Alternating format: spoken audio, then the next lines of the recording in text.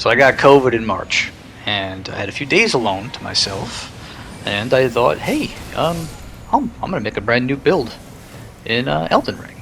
So I made my COVID wizard. Now he isn't a COVID wizard exactly.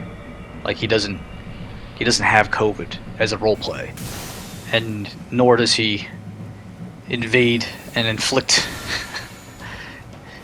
diseases on other people. No, he's just a wizard I made when I had COVID. That's what I mean. He's just, he's a wizard I made. I haven't made a pure astrologer yet in this game, so that's what I did. I made an astrologer, and I thought, hey, let's just put a bunch of points in intelligence, and let me use some weird stuff that no one else uses.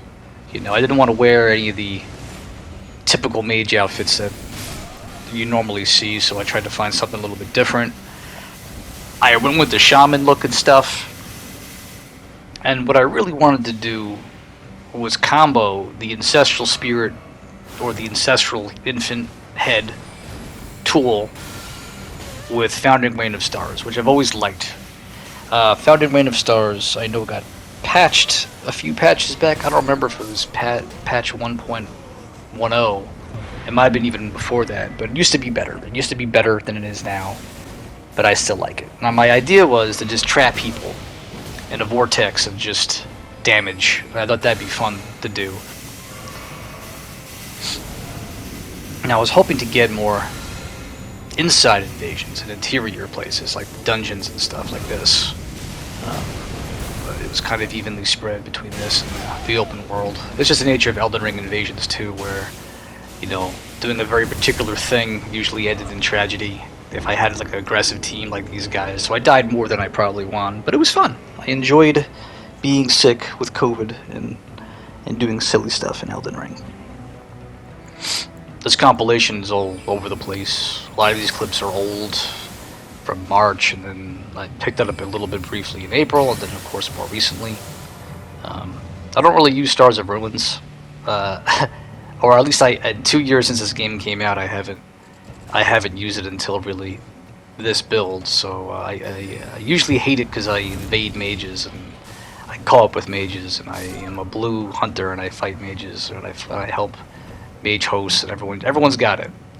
So I didn't dabble with it until this one is one of my accessory spells. But it's pretty good. The headpiece allegedly boosts the damage on the infant skull here, and I don't know how much that's really helping, honestly. I feel like it's a little bit underwhelming. You see what happened there, by the way? Did you catch that? Let me rewind. We got a desync. I thought I had killed this guy. I didn't notice his health bar was frozen. So you'll see it again. He doesn't take the critical hit, and I kind of pause here thinking we're done, but we're not quite done.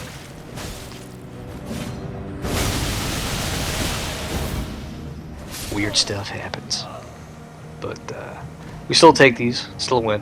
Just weird phenomenons with the internet that happen. I got one of those Lucacellis to drop. The Lucacelli sword from the academy. Those sword-wielding Burger King mages equip them, and I don't normally get the drops for the build I'm running while I'm running the build, so it's kind of cool that one of them actually drops. So the Lucacelli's got that same weapon moveset as the Carrion straight sword, where it's got that R2 that does the overhead block. And I probably should use that move more, but my problem is this character is not too built with the endurance, so I'm always afraid I'll get guard broke. It's if I have to get aggressive, it's good to have that one. What I call it, the Lucacelli, the Lorenzo. The Lorenzo Lucacelli, that's what we're calling it. I'm sure it's an L name.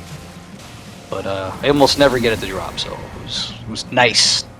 It was nice to get that one to appear. Before that, I was messing with just a regular straight sword with gravitas.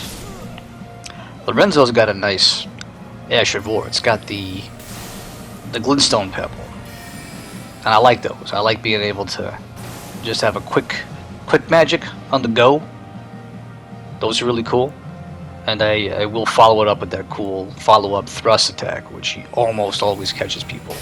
It's funny what still works 2 years into a game. I don't think we were having this much luck with Dark Souls 3. When we were 2 years into Dark Souls 3, a lot of the early stuff just wasn't working 2 years in, but stuff's still working in Elden Ring. So these two guys, I would kill his buddy here in the mine, and then he would run back to the beginning, and I would kind of hold this platform while they came back up, and it just took forever. They would come up, they would fight me, and yeah, it would just rinse and repeat. I'd beat his friend, and they made a lot of mistakes. Coming back up was kind of funny. They'd roll off the wrong way, then I'd watch them literally repeat the process over and over and over. And I was hoping to get him up here so I could do some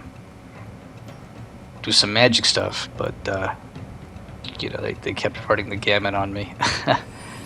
Strangely afraid and then not afraid, that sort of thing. And the second I would kill a phantom, the host would just beeline it back and resummon. They were getting clever, trying to use their ashes to get me through the platform. So, you know, they were wising up, at least. I like to train people, you know, while I invade. You see that damage? See that nice damage right there with the Bloodhound Fang? One thing that's predictable is if they get you and it works, they're gonna try to do it again. They're gonna just do it indefinitely until until they get you.